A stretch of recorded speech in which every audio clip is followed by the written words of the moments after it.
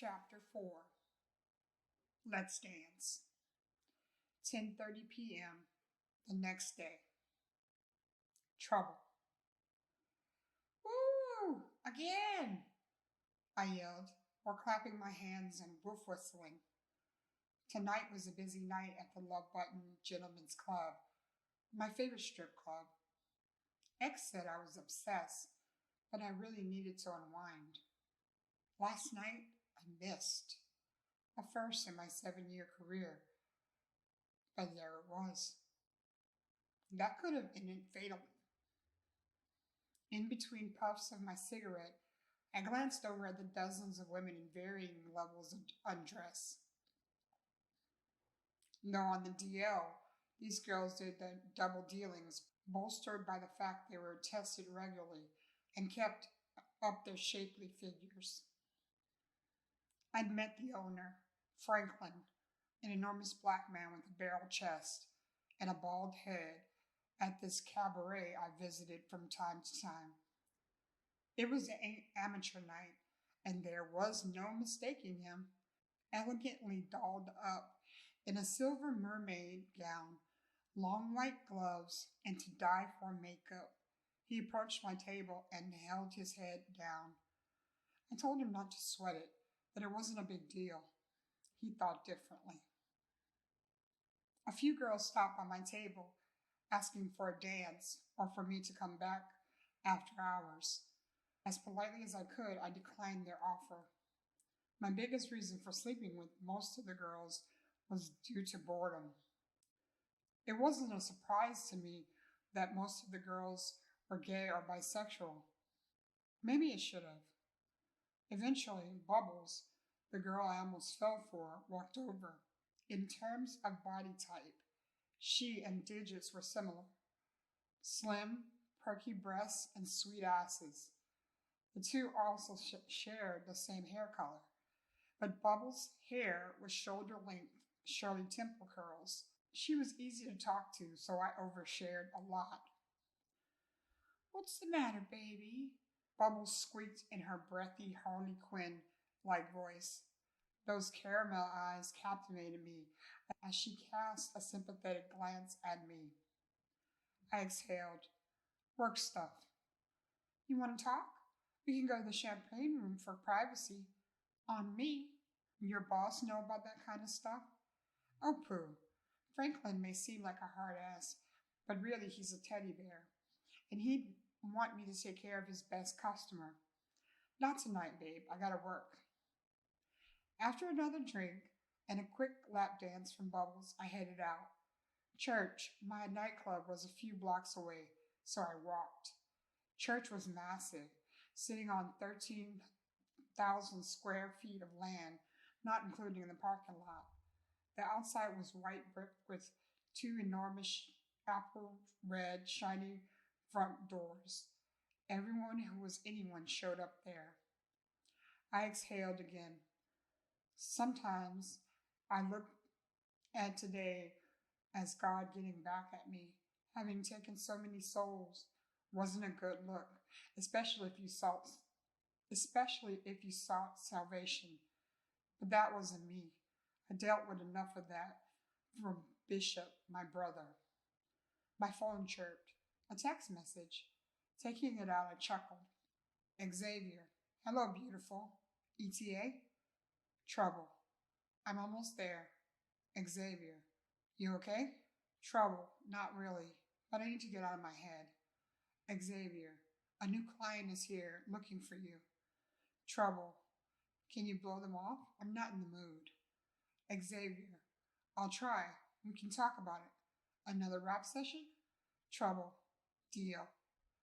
The pendant I always wore, attached to a silver chain, found its way into my hand. The words "Votre cœur est spécial," your heart is special, adorned it, written in cursive handwriting. It was the last reminder of the childhood that seemed light years away from the life I led today. An orphan no one wanted to the most sought-out assassin. Moving up indeed. They should be alive. It isn't fair. The tears caught in my eyes before I could stop them. I fluttered my lashes. There was so much they were missing. By the time I turned 22, nearly 23, my counterparts would have graduated college and begun their careers. They'd moved into serious dating and formed some sort of bond with their parents, a truce. However, I chose a different path. In some ways, it was so easy to blend in like I'd never been. Who was Trouble for real?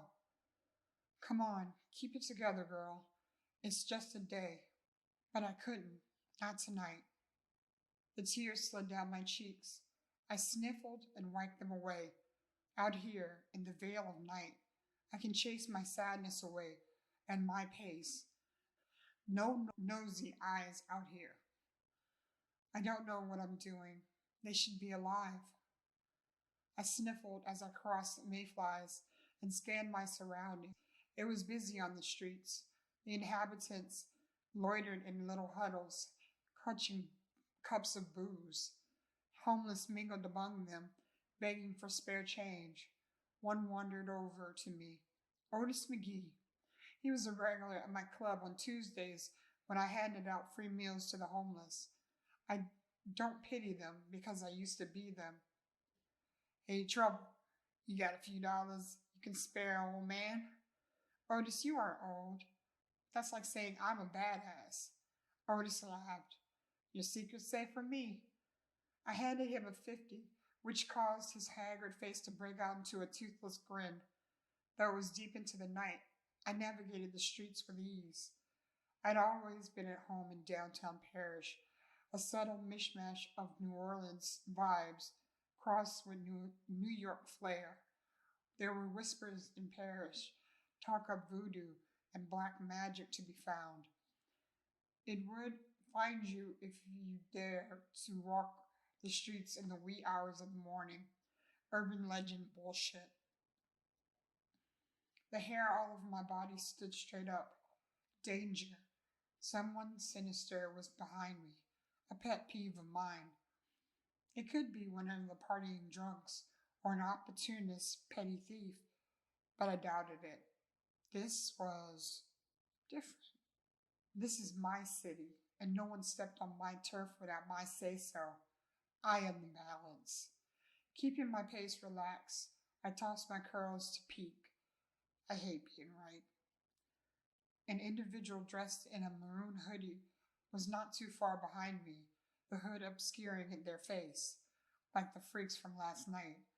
If the fucker wants to start some shit, we can fight. In my peripheral, matching my steps, was another individual dressed like the Joker behind me. He was perpendicular to me. A second man in red joined the guy across the street. After another glance, I found yet another doing the same thing, and then there was four. I know I promised X no more fighting, but fuck it. Don't start none, won't be none.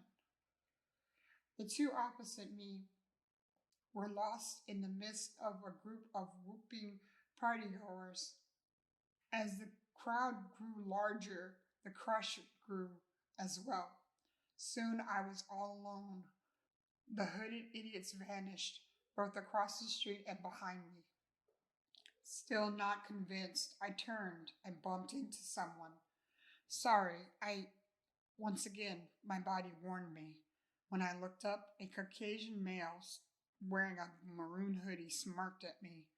Sliding it off his head, he revealed a shaved dome with a tattoo, a horned, bug-eyed demon with its tongue hanging out on the side. It looked familiar. You need to make certain you want to start this, because I will finish it, I growled. I think you'll find, the boy said, glancing behind himself. His idiot posse showed up. That we have the upper hand. Lady of Death, is it? You don't scare me.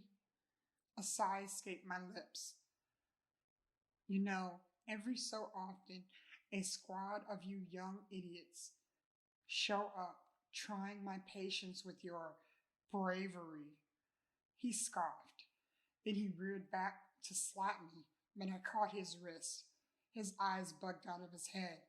In a blinding flash, I delivered a blow to his forehead. The crack on his head caused severe pain in me, but I looked him in the eye and raised a brow at the sight of him crying out and falling back into his policy with humor. When the next asshole approached, I immediately pulled out Marianne and shoved it in his face. Okay, let's dance.